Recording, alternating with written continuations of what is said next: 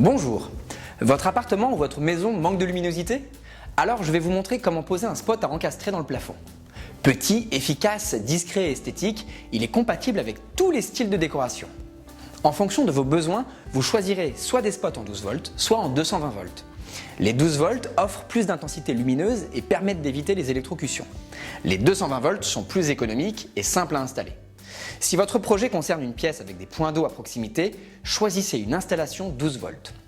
Je vous conseille des spots encastrables LED. Ils sont à allumage immédiat, durable, résistant et libérant peu de chaleur. Ils s'adaptent parfaitement à un faux plafond.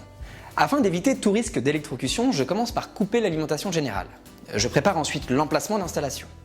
Pour une redistribution de la lumière optimale, j'opte si possible pour une configuration en quinconce. J'utilise un détecteur de métaux afin de repérer les fourrures du faux plafond. Je choisis soigneusement l'endroit de chacun des spots et je marque ces emplacements à l'aide d'un crayon à papier.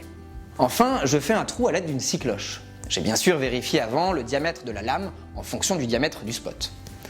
Et pour récupérer la poussière, j'utilise un cône en carton ou en papier que j'insère entre la visseuse et la scie cloche.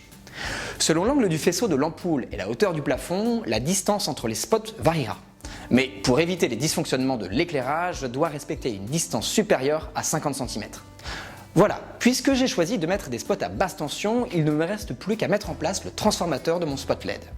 Pour cela, je dénude les câbles électriques sur environ 5 à 8 mm à l'aide de la pince à dénuder. Puis, je dévisse les vis du domino et j'insère totalement la partie dénudée des câbles dans le domino. Je relie le câble du transformateur à celui de l'alimentation. Dans le plafond, le transformateur doit être à une distance minimale de 10 cm du spot. Je mets des cloches de protection si j'ai un isolant dans le faux plafond. Enfin, j'emboîte le spot dans le trou en relevant les ressorts de maintien. Je fixe l'ampoule sur la douille et je pose le clip de maintien de l'ampoule dans le spot. Et voilà, c'est fini. À bientôt.